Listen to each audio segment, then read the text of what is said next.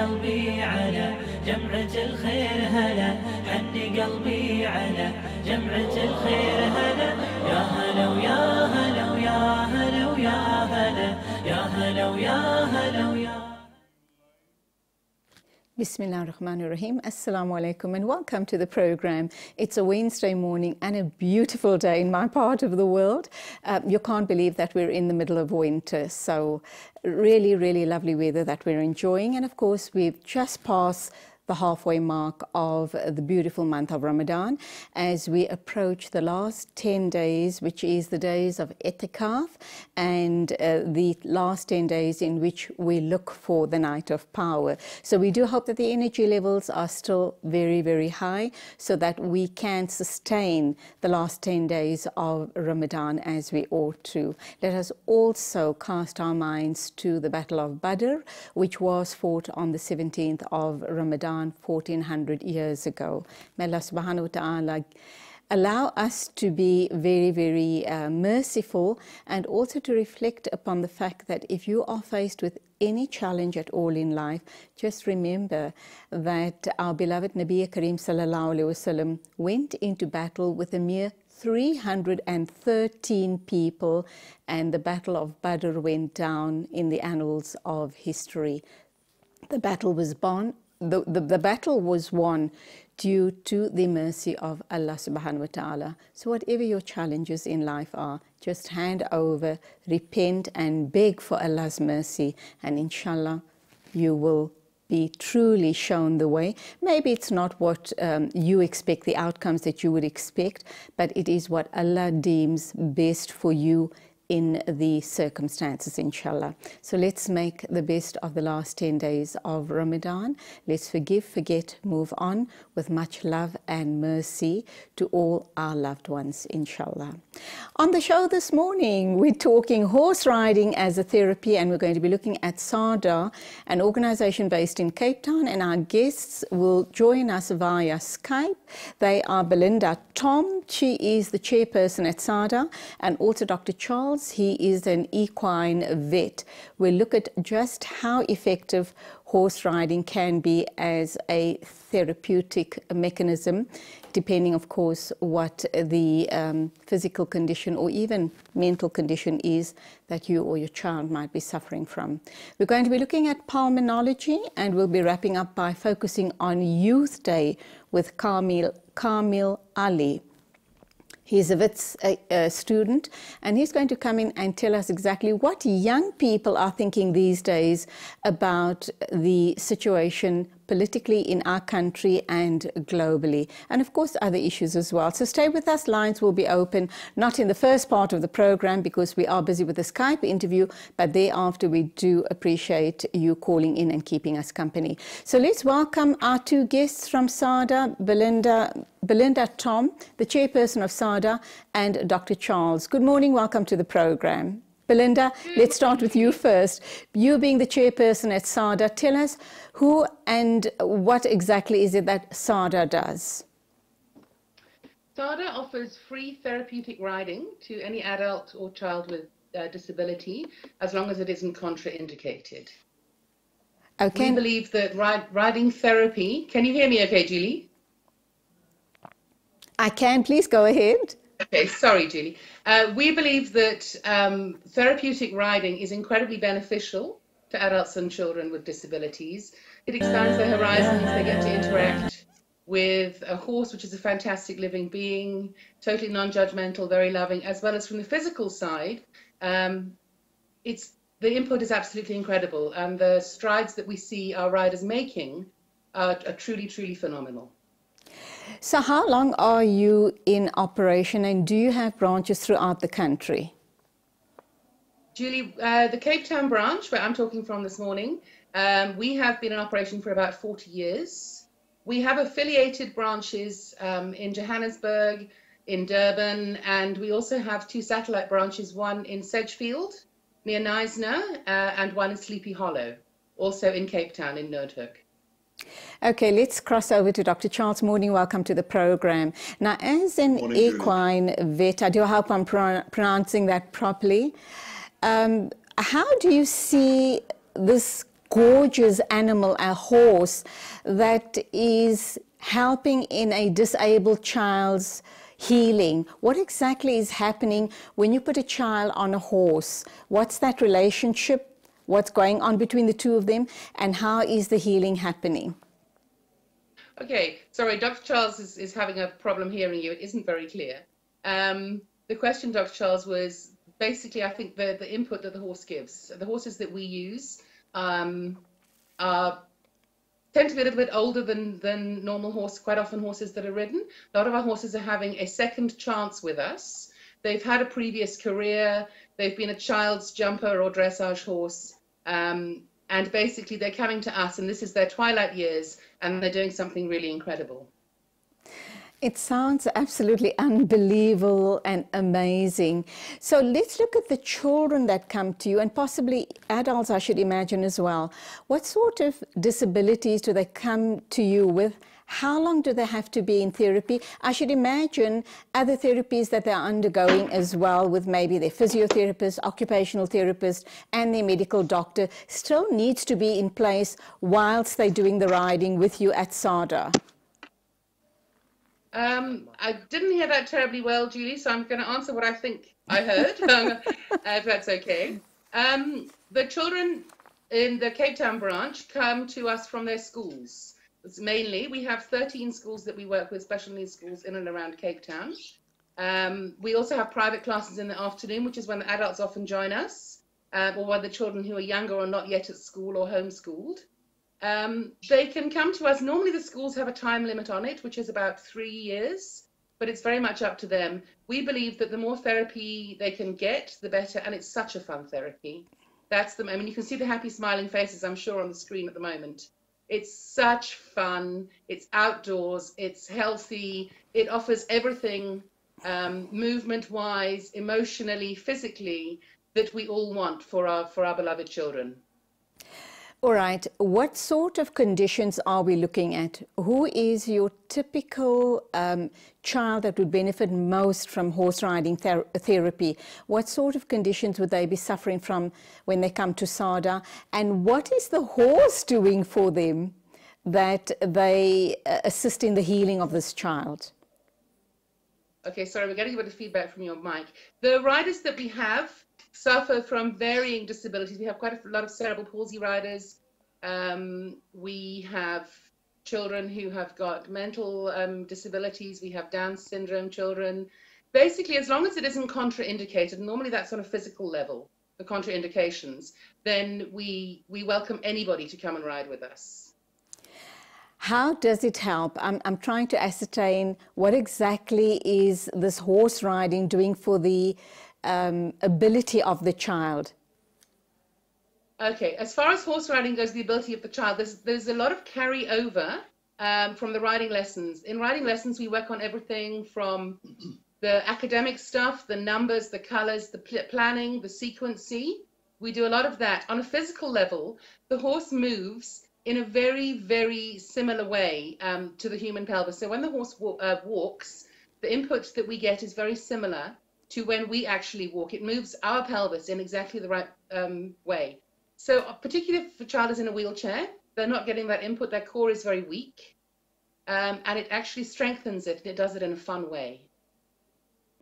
We're not talking total healing here. I mean, parents can't come to you with huge expectations that the child's going to be having overnight results and improvement. What do you, when you interact with the parents or with the patient themselves, what exactly is it that you tell them is going to happen during this process, and how long do they have to be with you? We teach therapeutic riding, Julie, which is not therapy goals. Hippotherapy is particularly when you're working with a physiotherapist, an occupational therapist, a speech therapist. They have therapy goals. Our goal is to teach our riders a skill, to actually teach them to ride. They can, I mean, some of the para riders, the Olympic team, have started with us.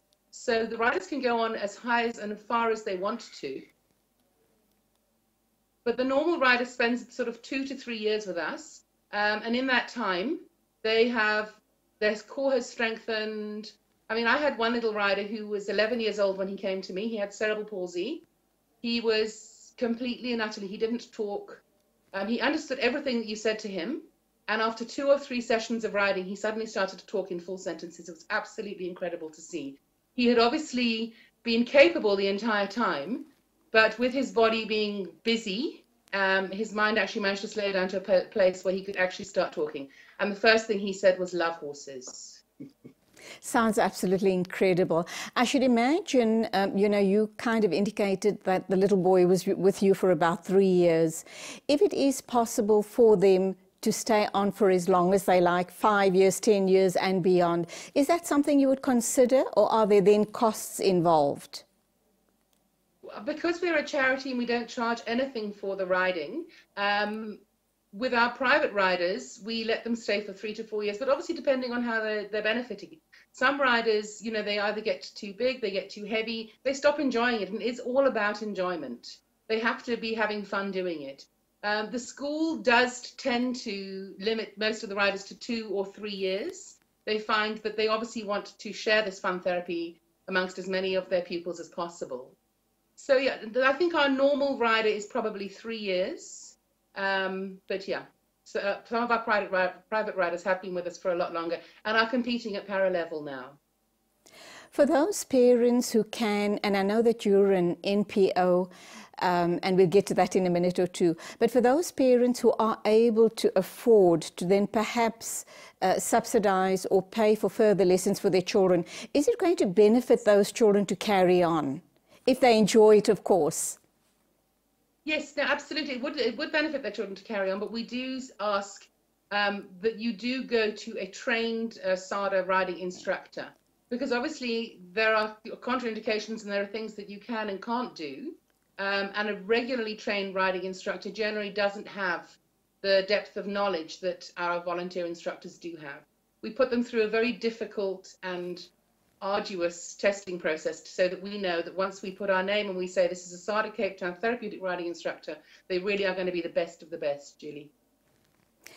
How does a child qualify to receive these free riding lessons and therapy from SADA? Do you have to be affiliated to a particular school or be in a particular area? I'm thinking about all of the people watching us from all around the country and beyond, thinking that perhaps their child might benefit from lessons with you, but don't know how to go about applying and what the criteria of qualification might be. We don't have a criteria of qualification at all. We never have done. We obviously, any person or child with disability is welcome to ride with us, as long as I said that their disability is not on our contraindication list, because then actually therapeutic riding would not benefit them. So if I can direct you to our website, which is www.sadacapetown.co.za, we have all the forms there. We have absolutely all the information there. And yeah, we do have a waiting list, unfortunately, because it's free. We do run a waiting list, but we currently have between 180 and 200 riders per week coming to us. But yeah, we will accommodate as many as we can. Amazing work you guys are doing there, and we do pray for your ongoing success. But how can we as the public get involved? And I'm also thinking young people who are wanting to be of service. Would you encourage them to join SADA as volunteers and assist in any way they can? Yes, absolutely. We are basically entirely a volunteer association.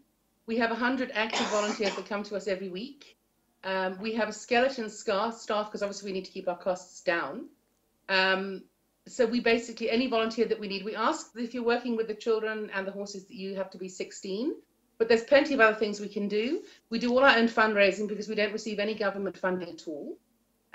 So absolutely any help is greatly needed. And also we have the volunteer information on our website too. Okay, great. I think that's where we leave it. Thank you so much for talking to us. I do apologize for the slight technical difficulties that we've been experiencing, and do apologize to Dr. Charles that we weren't able to talk to him, but hopefully next time on A Better Line we will chat to him as well. As a vet, we do want to do a show on animals, so hopefully we'll hook up with him sometime soon. Thank you indeed for being with us. Lots and lots of luck and success for your ongoing future at SADA. Thank you very, very much. And yes, unfortunately, Dr. Jonathan does the most amazing work with us, but as you said, we're having technical difficulties, so I apologize for that as well. I'm sorry you only got to hear my voice this morning. Next time, hopefully. Go well, and thank you. Thank you very much. Bye, Julie. All right, we're going to now take a look at a clip that was sent to us by SADA. Amazing stuff that they're doing there. Let's have a look at that, and then we'll go for an ad break, inshallah.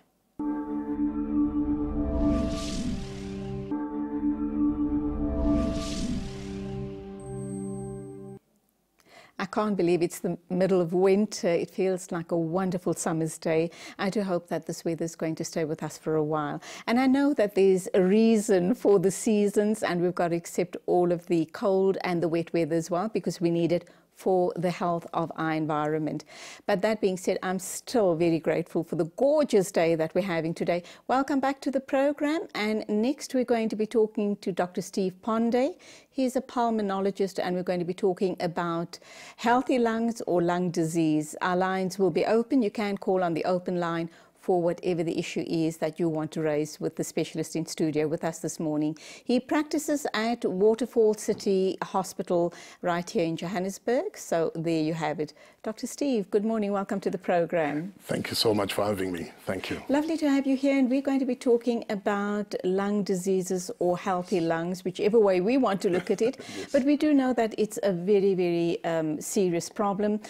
Whenever I think of a pulmonologist, the first thing that pops into my head is asthma. Yes. But being a pulmonologist is way, way, way beyond that, is it not? It is quite. Pulmonology encompasses the whole range of lung diseases. But as with most conditions in human beings, you don't only get lung disease. Very often lung disease is associated with sinusitis or reflux. So we tend to bunch all the things that affect the lungs together in pulmonology. So well, I know that you're a pediatric pulmonologist, but that's not to say that, you don't have the overall picture, that you would also, as and when necessary, deal with adult patients and teenagers, which I know is a passion of yours. Yes.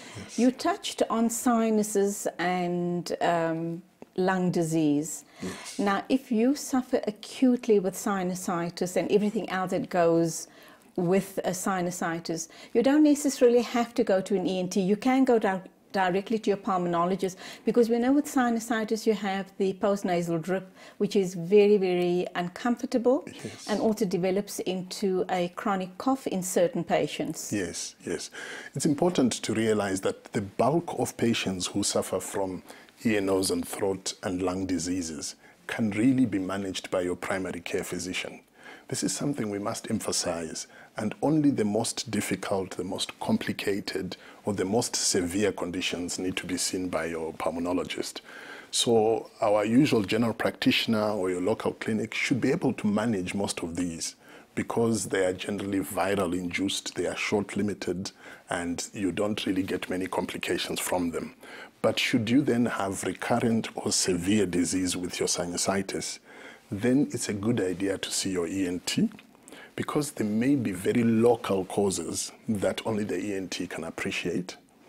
But then if you have a condition that combines both rhinosinusitis, or a head cold as people normally call it, it may have implications for the lungs. And here we are talking about allergy, about smoking, about environmental exposure. So all those things will have an influence on the lung.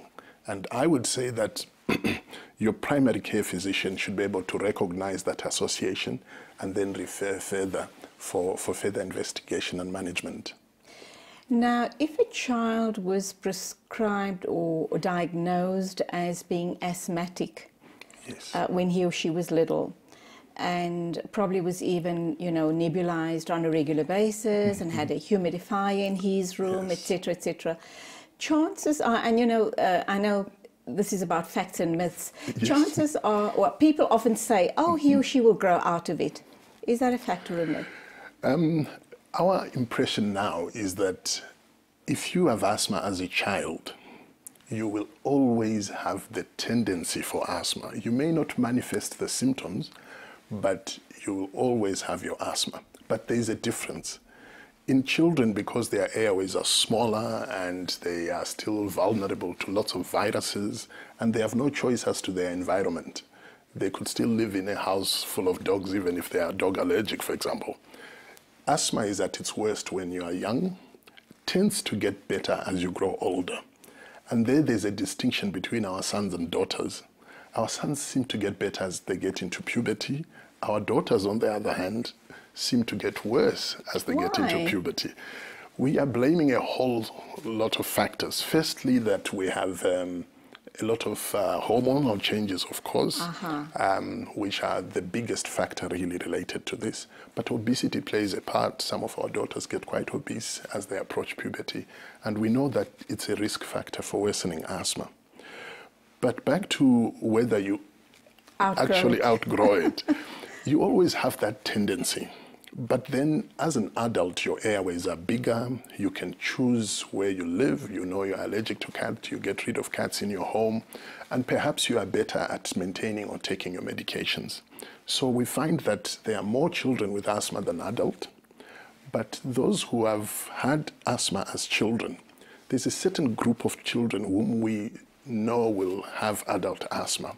So for example, children with severe asthma as children, those who are sensitized to many irritants, children who smoke, children whose parents or first-degree relatives have had adult asthma.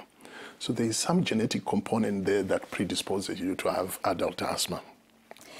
Let's look at the difference between asthma, Yes. which obviously could be a lifelong condition. Yes. And we are in the winter months, though today you would never say that we're in the middle of winter. It's such a gorgeous day here.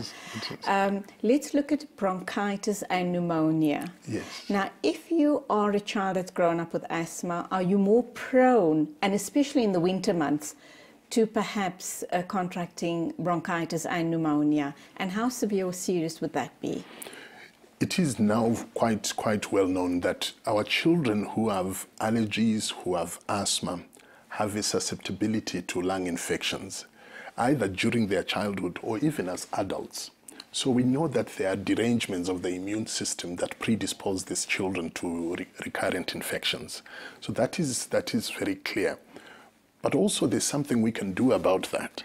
We can vaccinate against the influenza annually, and that is recommended for anybody at all who's at risk for respiratory disease. We also can ask those kids to stop smoking or not to start smoking at all. And just before we get any further with that, Yes. What about if a young adult who believes he or she is at risk because they have asthma and take the pneumococcal vaccine and not the flu vaccine? Right. The pneumococcal vaccine is really important. It protects us against a particularly virulent germ called pneumococcus, of course.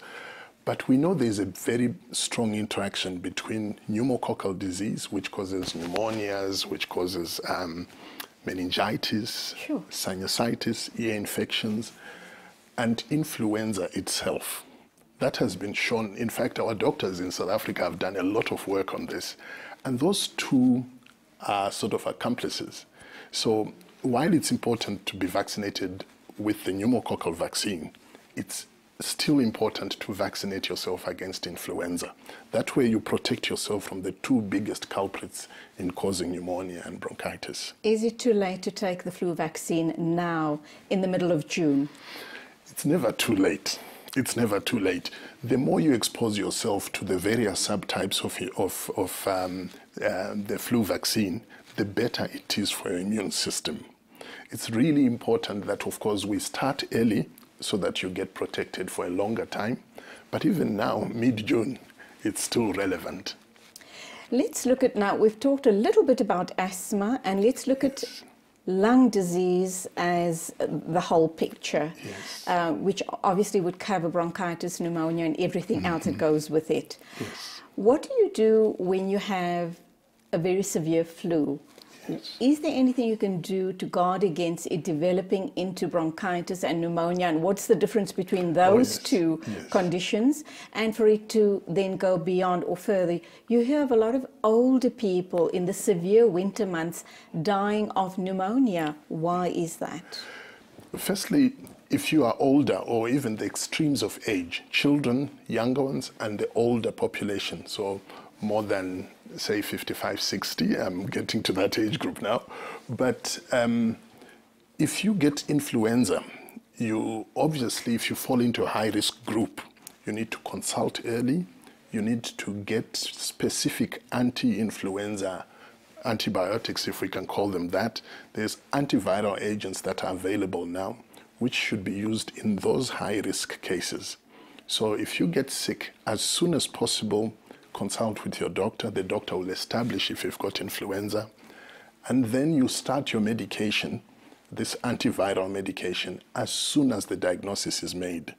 And this is important because the efficacy of that medication is very dependent on when you start the medication compared to the onset of symptoms. So the earlier you start, the more efficacious it is, and you can then stop the complications of the influenza itself, pneumonia, ear infections, sometimes sinusitis.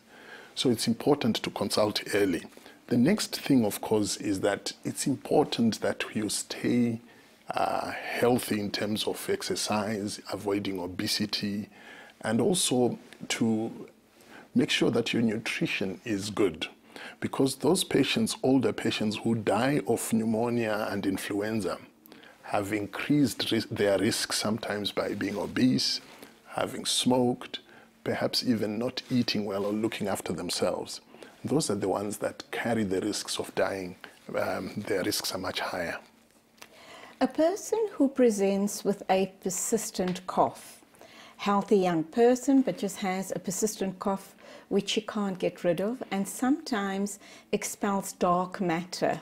It's not blood, but it is dark matter, Yes. and she prescribes it to the environment, her working, the place where she works, Yes. which is very, very dusty. Does she need to be seen to, and what does that suggest to you? Now, environmental exposure to irritants is a huge problem. Most people are now getting to be city dwellers with all the smog and the environmental pollution. It's a really big risk for chronic cough.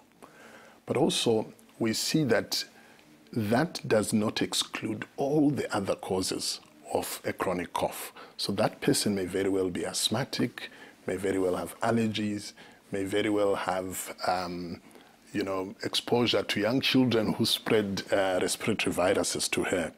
But if we are looking at the work-related exposure, this is a very well-known risk factor for chronic bronchitis.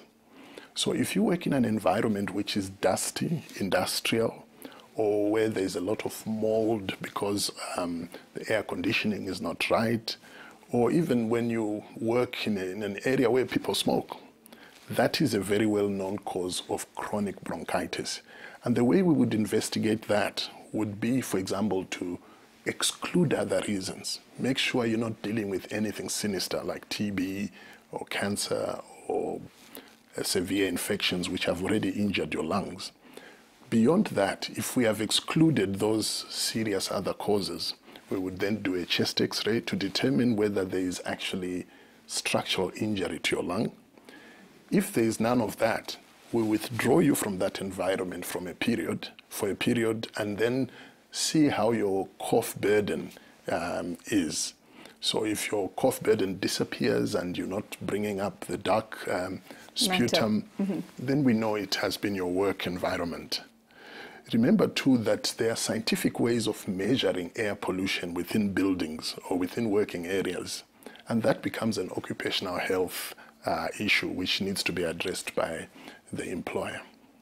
Now, I know that you're a pediatric pulmonologist. Yes. Are you seeing more and more children presenting with worrisome conditions? And are we here in South Africa being able to deal with it adequately or efficiently enough? This is a real problem that we see.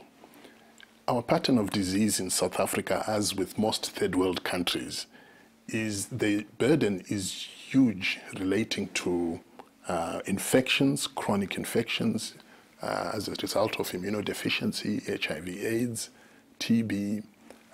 We often have children who don't get adequate treatment with the initial treatment, so they get lung injuries. So the burden of infectious disease is really, really high.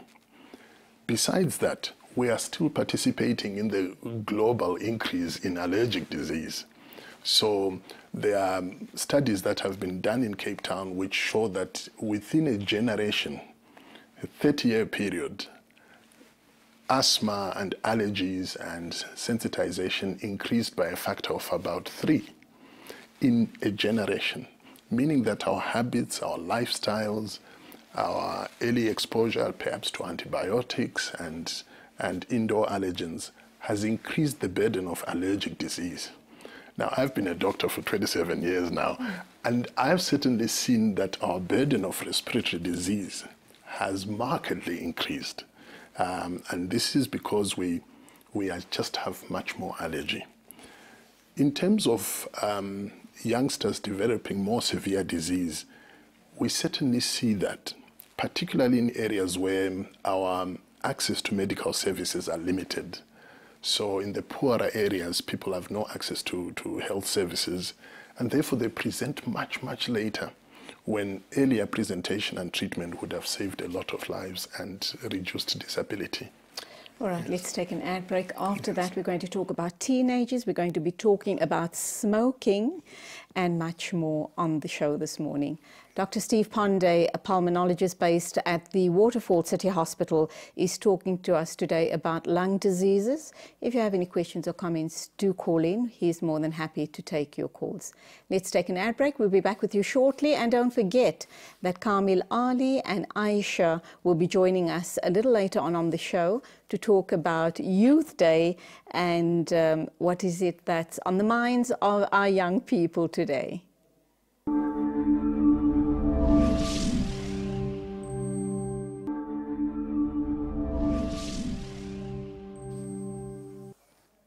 We're talking to Dr. Steve Pandey. He's a pulmonologist based at the Waterfall City Hospital in Johannesburg. We're talking, well, lung diseases. Anything you'd like to know, please do call in and do become a part of the conversation. Now, Dr. Steve, back to you. And this is worrying. I must tell you, I'm having this conversation with you, and my mind's going all over the place because I know so many people who are smokers. I kind of wonder about secondhand smoking. I kind of wonder about babies in an environment where either one or both parents are smokers, even if they do it outside of the home. So all of those issues need to be looked at as well. I know that about 2 weeks ago we celebrated World No Tobacco Day. What was that all about, and what's the message we need to leave our viewers with today? Cigarette and tobacco smoking are so important that I feel a bit disappointed we only have one No Tobacco Day. The point is to make every day of the year a No Tobacco Day. The reason is that serious? It is. And unfortunately, we don't emphasize it enough in our consultations with patients. Tobacco is one of the biggest preventable killers of people of all ages. Can I ask you to please hold that thought? We have a caller. Great. Assalamu alaikum. Welcome to the show. Wa alaikum salam wa rahmatullahi wa barakatuh, Abba Julie, and good morning to the doctor as well.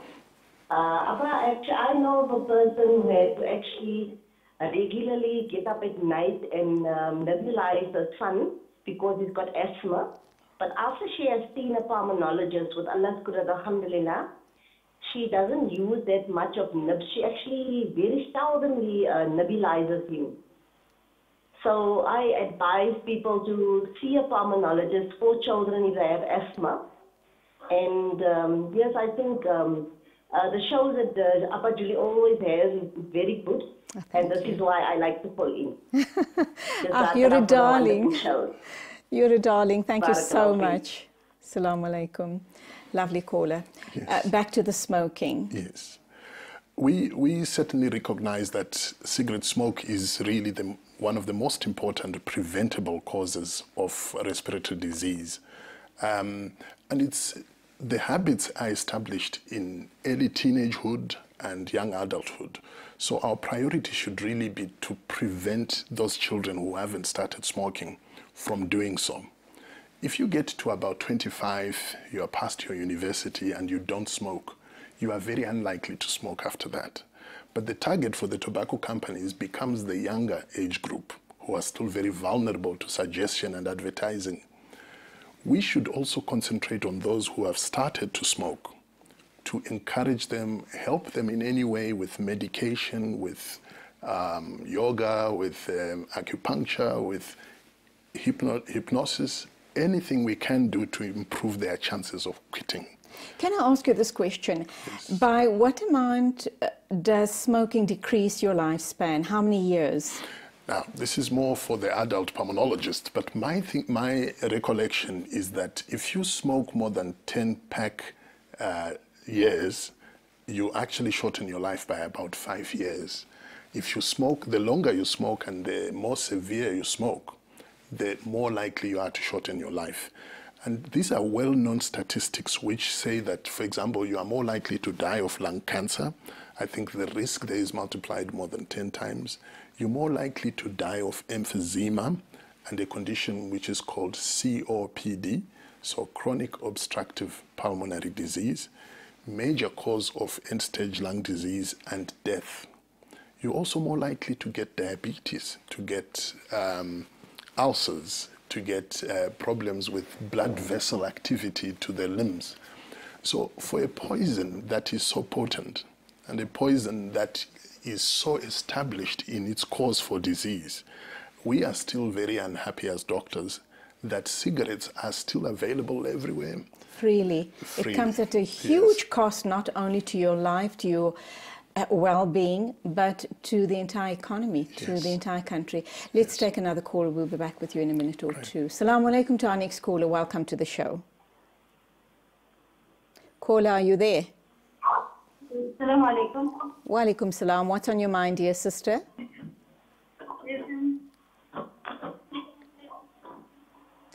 The line's very bad. Let's try one more time. What's your question, please? No. Sorry, please can I ask you to try again? We can't hear you at all.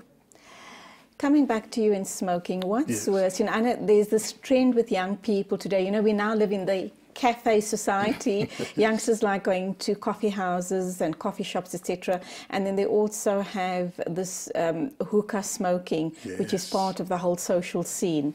Which is worse, the hookah smoking or the cigarettes? Or the what's it, twist? The twist. The e-cigarettes or the twist? Yes, yes. Many pulmonology societies have wrestled with this idea that what is a safe way of smoking? And the basic answer is that there is no safe smoking. Our lungs were never meant to breathe in toxins, chemicals that have been burnt for us to breathe in. So although we know that there's no safe smoking, there are certain forms that are worse. For example, pipe smoking and smoking unfiltered tobacco is the most dangerous. Secondly, your filtered cigarettes, the lighter, the better. But even things like the twisp and the hookah, you are smoking and breathing in toxins that were never meant to be in your lungs. Right. We've got a whole host of callers. Let's try and answer those. Great. Assalamu alaikum to our first caller. Welcome to the show. Wa alaikum salam. Lovely to have you on air. Please go ahead with your question. A couple of years ago, I had TB, and now afterwards, I suffered a chronic cough, like a cough that doesn't go away. Right. And I was on TB medication, and I'm clear of the TB. Are you clear of the TB now? Gee. Alhamdulillah. So what exactly is your question to the doctor, dear sister? Like, the cough goes away, but if somebody's sick and I'm near them and I get that cough, it doesn't go away for a while. It's a dry cough. All right. Let's hear what the doctor has to say. And for the other callers that are on hold, please do be patient. We'll get back to you in a minute or two.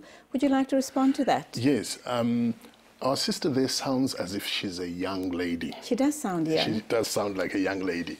And therefore, the kind of conditions we include in her differential diagnosis becomes more reasonable. First of all, I'd like to know if she smokes or not. I don't think she's online she's now, no but I longer should online. assume not. All right. Let's hope I not. hope not. I hope not. But TB, I think the one thing that she mentions, which is very important for our viewers, is that TB is common, but it's also curable.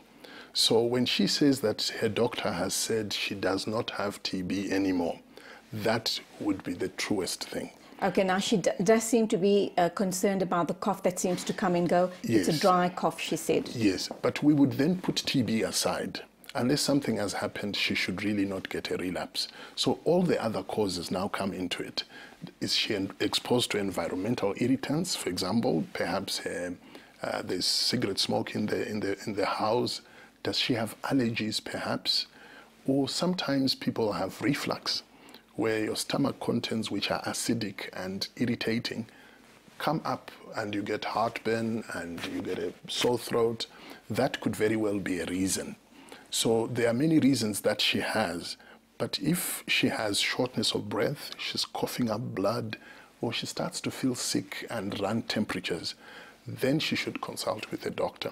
Okay, let's take our next caller. Assalamu alaikum to you. Thank you for being patient. Caller, you're online. Assalamu alaikum. Wa alaikum salam. Please go ahead with your question.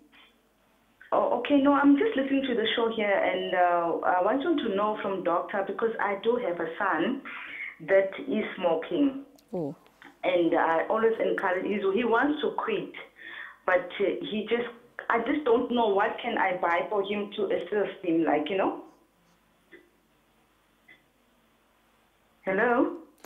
Okay, doctor will respond to you in a minute or two. Let's just take our next caller and then get doctor to respond to both the callers. Thank you for your call. Third caller, assalamu alaikum to you. Wa alaikum salam. Welcome to the show. What's on your mind?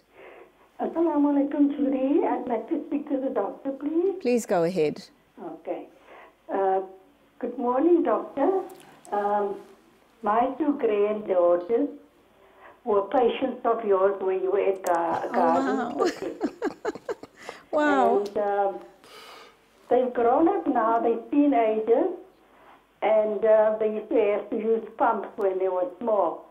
And they just grew out of that now. Oh, wow. But now the eldest one is now 18, and she started smoking. No. And you know, the teenagers, you cannot talk to them, but to no avail. Unfortunately, she's not here now, so I should listen. All right, thank you for your comments. Thank you for remembering, doctor. And we're going to have to wrap up in the next 5 minutes. To all of you who have participated, thank you indeed. Dr. Pondi, you want to respond to the previous caller? Yes, I'm glad that the two involve cigarette smoking, and I'm really thankful for the grandmother for remembering me, and she ages me by telling me that my old patients are now teenagers. Lovely. But it's good that they have outgrown their asthma. We realize that cigarette smoking is really, really a pandemic among our teenagers. And with that little girl who outgrew her asthma and now has Yes. resorted to smoking, what's that going to do to her? That will worsen her respiratory disease to no end. Asthma itself, as we said, the tendency remains with you. Even if you don't get sick with it, if you come into contact with your triggers, you will still get symptoms. So for a young lady who's a teenager who now starts smoking on a background of asthma, that is really, really disappointing. I would have thought that during all the time that we've been looking after her, we would have emphasized the dangers of smoking. So it's really important that we discourage that. All right, let's just go back to the previous caller who's Yes. wanting to know, how can she help her son quit smoking? Right. Tall order. Very true, very true.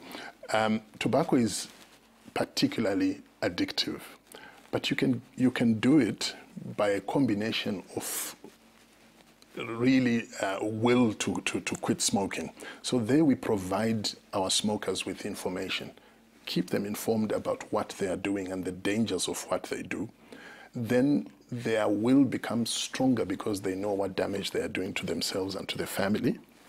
We do counseling sessions. There are medications that can be done, that can be used to make it more successful that you will Want quit. to become addicted to the medication? No, you don't. Trying to kick the smoking habit and you might become addicted to the medication. Fortunately, it doesn't work out that way. Okay. Because we do everything in a graded manner. So, for example, perhaps you might want to replace the nicotine by using nicotine patches and nicotine gum. Do they work? They help. No one measure in terms of quitting will work in everybody. But we know we can improve the chances of quitting by combining every single thing. A multidisciplinary approach. Very much so. Regular follow-up, rewarding patients and encourage them when they quit, but also following them up, because there's always a danger that they will relapse. They get stressed at home or at work, and then they are reaching for the cigarette going again. to do the trick. Very much so. And unfortunately, that's all we have time for. I think you do need to come in another time and let's talk about TB in our next show. Oh, yes. Thank you indeed for your expertise, and it was wonderful chatting to you. Thank you. Jazakallah. Bye-bye. Thank you. That was Dr. Pandey. He's a pulmonologist based at the Waterfall City Hospital here in Johannesburg. Still to come, we're going to talk to some young people. What is on the minds of our youth today? June the 16th is happening in 2 days' time. Obviously, lots of activities all around the country to highlight Youth Day. So that's what we're going to unpack. Do stay with us.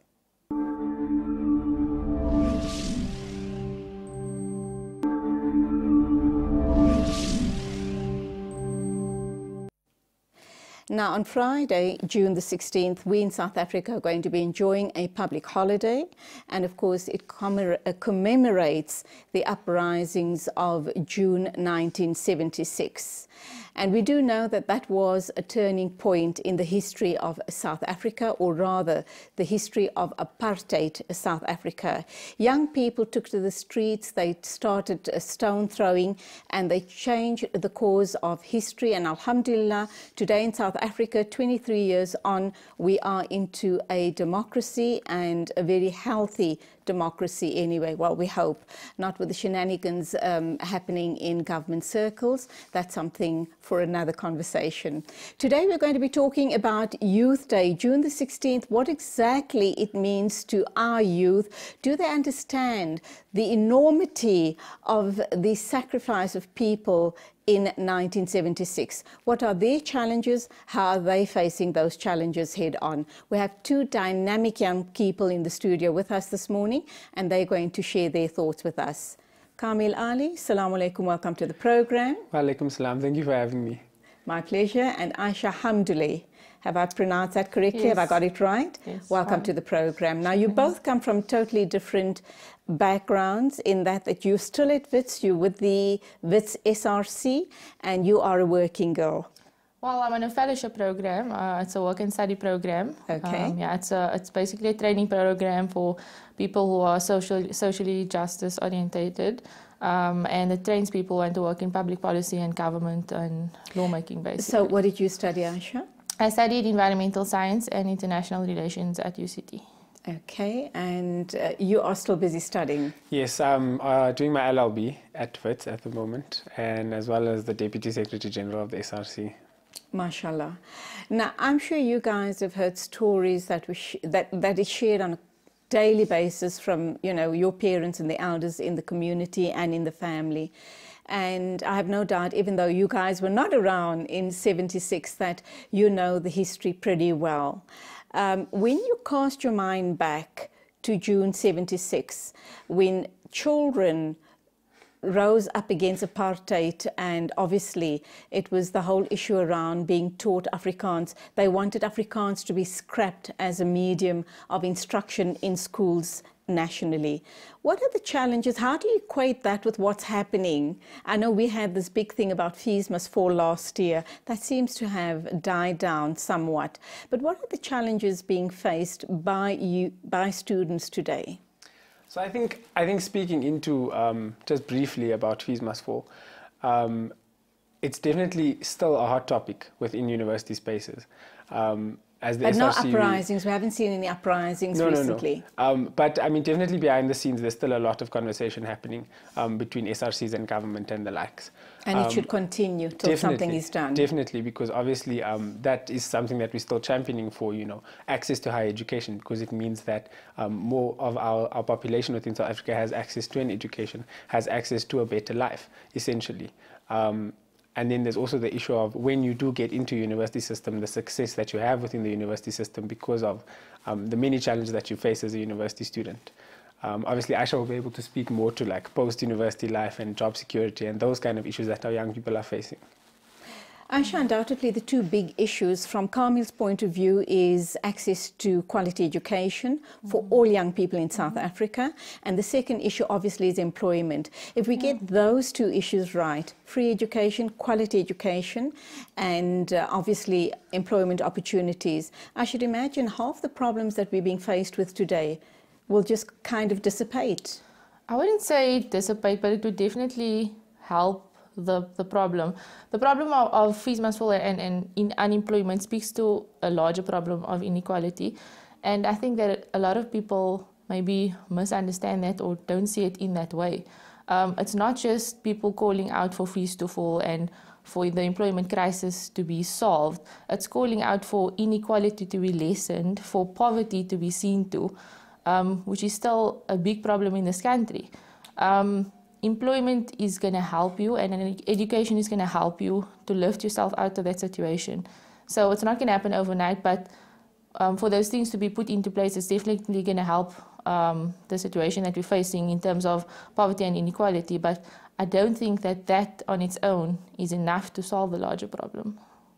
What do you see the larger problem being? And as a young person, what would you like to see being changed in the country?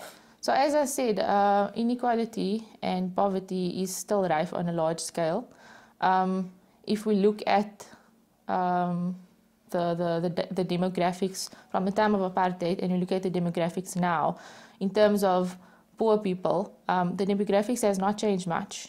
And so we have to ask ourselves, like, what has been done? Has enough been done to change that? Has enough transformation happened in this country to solve whatever has been done in the time of apartheid, and what still needs to be done? So it's more than just making education free. It's more than just solving an unemployment crisis. It's about, people are not speaking about issues of land for nothing. It's land repossession. There are people who are still waiting for houses. There are people who have been living in areas or townships from the time of apartheid. 3 generations later, they still find their families stuck in a township. And how do they get out of that?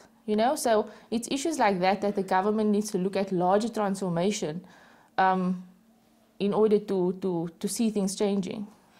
There's a lot of corruption in government, as we all know. There's not a week that passes by when there isn't a new scandal that is breaking on the South African political scene. As young people, how do you believe things should and must change? If you had the power to change, what would it be and how would you go about doing it? That's a very deep question, and I think on a lot of levels there is a lot that needs to be done. For me, this country is facing a moral problem.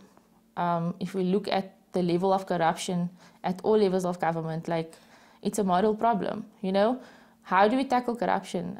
It's a question it's a very hard question. Or how do you tackle morality? Exactly. So for me, again, I would bring it back to, on a large scale, on an ideological scale, bring it back to education. I think that we need to look at our education system from young. What are we putting into the minds of our young people? Because they are going to be the leaders of tomorrow. On another scale, you need to look within as well and hold yourself accountable. I think that there's also a problem in this country of we have a lot to say, but are we changing things ourselves? Okay. Are we active citizens? All right. Let's take an ad break. When we come back, we're going to ask Julie Alli about just how active they are and what's happening this Friday in Bosmont, Johannesburg. Do stay with us.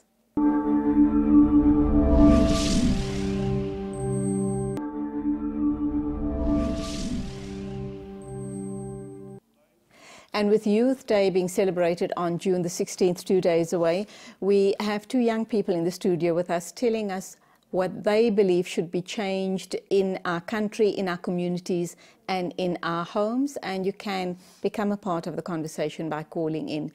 Carmel, back to you, and I know you're on the SRC, and I know that you guys have been pretty active for a while now, or as regularly as you possibly can be.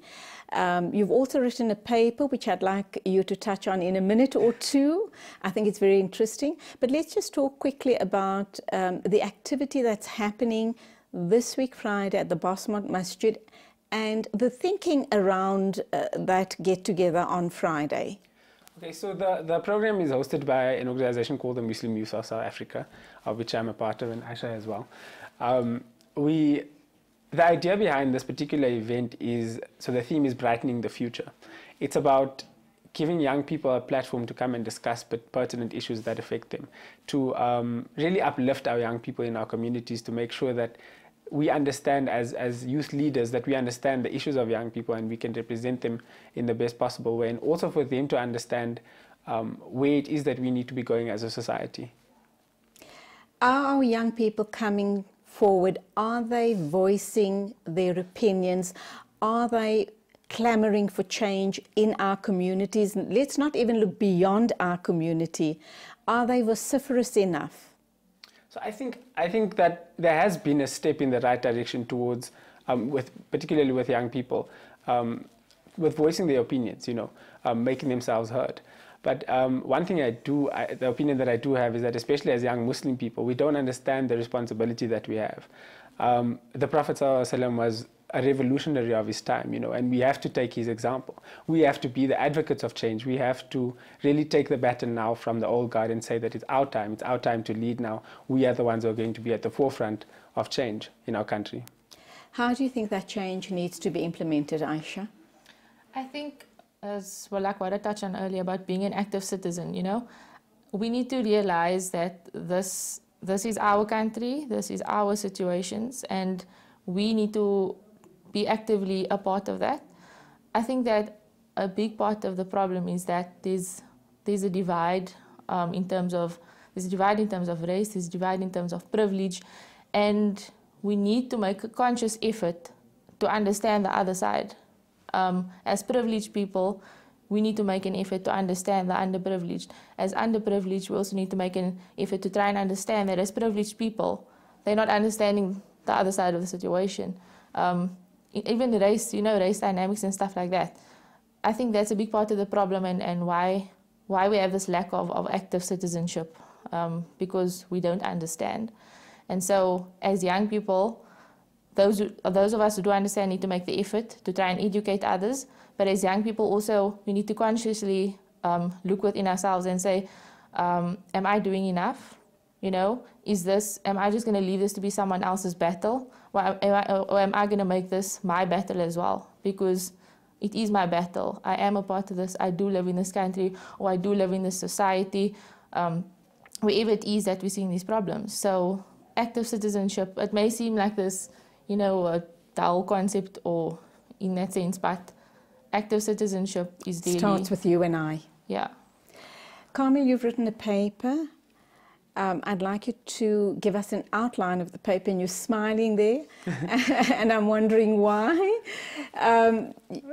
I think that paper, from what I've heard, contains or reflects exactly what's happening in our communities and society at large. And as responsible young Muslims, talk to us about that paper. So what it basically is around is the fallacy that we hide behind of being one ummah. And I likened it to that of the Rainbow Nation. So what it is speaking about the fundamental divides that we have within South African Muslim communities. Divides along racial lines, divides along class. Give us examples. For example, in Johannesburg, we have a very large majority Indian population of Muslims, but also we have a large majority of black population of Muslims, yet you seldomly find an integration between the two race groups. But is that not because of the different suburbs that we live in? The majority of the black Muslims would be living in townships, and we're very comfortable in suburbia. Undoubtedly so. It's how do we cross and how do we integrate? Exactly. So, but it's about that effort that needs to be made towards that particular goal of being one ummah.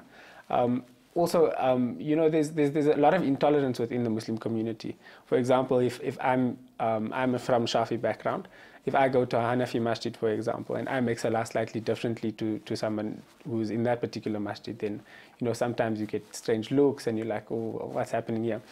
So what do you want to say? What's your message to those people that give you the strange looks? Because I've heard this often enough, Shafi and Hanafi, you know, people look at you strangely and you almost feel guilty about being there. And it's not about that, is it? We're supposed to be one ummah. How do we start making people think and approach this differently and respect each other? So I think fundamentally it's about acknowledging that there's an issue, right? So acknowledge the fact that, yes, I do see you in a different light to what I see other, say, Indian Muslim people, right? Acknowledge that fact, and then we can start having a conversation about how we move towards the ideal. And for the longest time, we haven't actually gotten to the point of even acknowledging that there's a problem. And that's why I liken the fallacy of one ummah to a rainbow nation, because so many of the societal issues we face in South Africa is because we believe that there's this rainbow nation, but in actual fact there's many issues that we haven't acknowledged, that we can't begin to address if we don't acknowledge that they exist. Okay, hold that thought. I want to come back to it. Your response to what Carmel's just shared with us? I know I'm harping a lot on education, but I really think that education is important, perhaps because my mother's a teacher. But like Amil said, once you acknowledge the problem, we now look at the solution. And for me, if you look at the Muslim problem, you brought whatever you taught in madrasa, like that's what you grew up with, and you taught like it's this way or the highway. And you're not, I mean, many people don't even learn that there are other madhabs until they grow older and come across someone who's following a different madhab.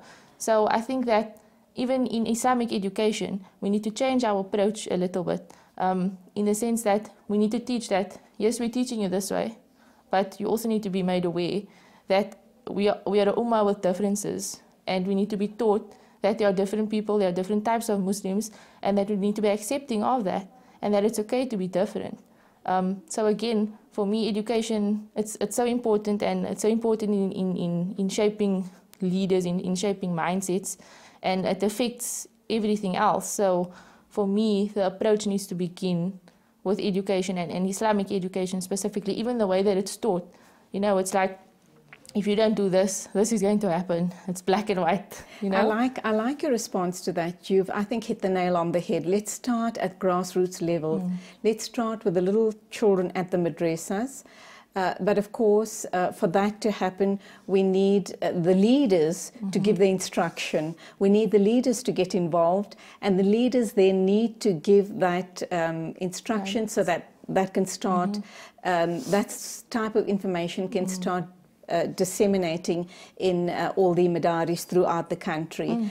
What else does your paper contain? And I think that thought that you've just shared with us on TV now perhaps needs to be taken to the imams at all the different mosques, or get them together, you know, go to the Jamiat, for example, and present your paper to them and let them see what the thinking of the young people is. Rope them in. They're a very strong body, and we need to start educating our people and to start respecting each other's differences. Have you done anything about it?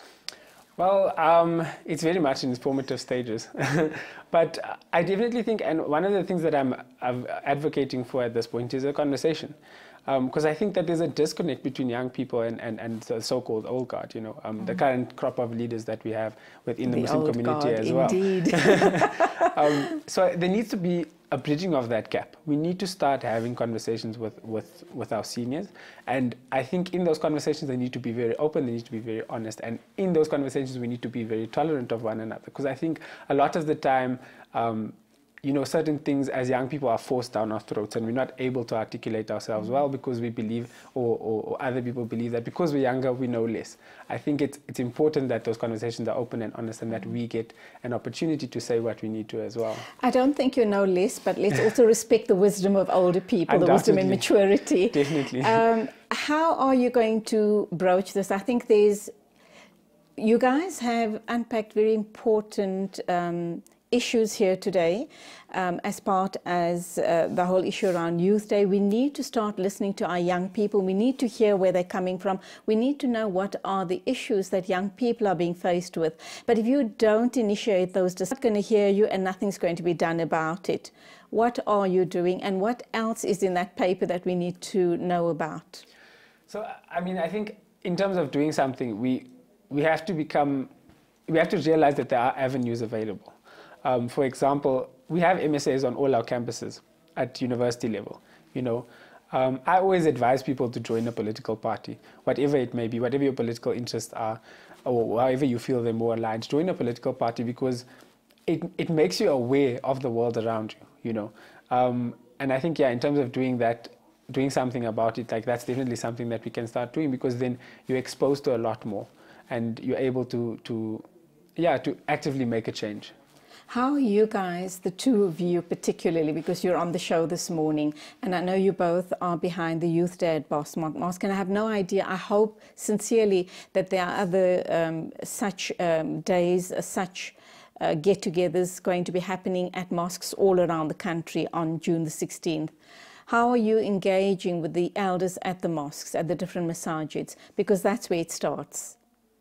I think I shall speak a bit more into this, but I think we have approached different masajid. We actually had an idea as MISA that we wanted to have young people leading all the salahs and, you know, making all the adhans, but on Youth Day, to encourage youth involvement within the masjid space.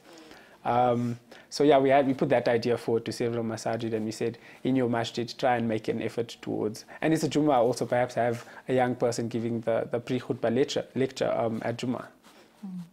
And how was that received?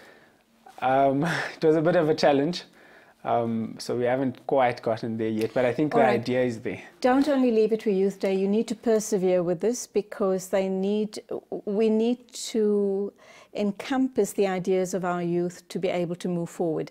We're going to be wrapping up in a minute or two. Your closing thoughts, Aisha? Well, just to touch on what Kamel was talking about now, with regards to the older generation and the younger generation, I definitely think there needs to be integration there, because that's very important. Otherwise, it just becomes, you know, the older generation, again, not understanding the issues of the younger generation, and the younger generation getting frustrated with the older generation. What we've tried to do in Cape Town a lot with the initiatives I'm involved in is to bring that integration together by like doing things like what Kamel said with those mosque initiatives and stuff like that, but also we can't just disregard the knowledge of the older generation, and so we try to bring together that knowledge sharing by, like, we'd have things like halaqas and stuff like that, where an older person would share the knowledge at the same time that a younger person is sharing the knowledge. And so you'd find when you bring those two spaces together that older people can learn from younger people, but at the same time younger people can learn from older people. And that we'll have to leave it. Your closing remarks, Kamil? Yeah, I think I just want to invite everyone to the Youth Day program at Bosmont Masjid. I think it's a great initiative to start this conversation, to, you know, really get us going. And it starts at what time? It's at 3:30, just after Asr time. Right, and you're asking everyone to come along for iftar as well? Please do. But to bring a plate of goodies along as well, yes, inshallah. To share, inshallah. Lovely talking to you guys, and we'll be watching you, and inshallah we'll speak to you again perhaps next year at the same time. And that then brings us to the end of the show. Two dynamic young people talking to us about Youth Day in 2 days' time, when we'll be enjoying a wonderful holiday here in South Africa. But let's not forget at what price that holiday is going to be enjoyed by you and I. Let's wrap up with our thought of the day, which is, don't wait for someone to bring you flowers. Plant your own garden and decorate your own soul. On that note then, a very big thank you to the production team. Until Saturday morning at the same time, as always, it's Assalamu alaikum and Khudafiz from me, Julie Alli.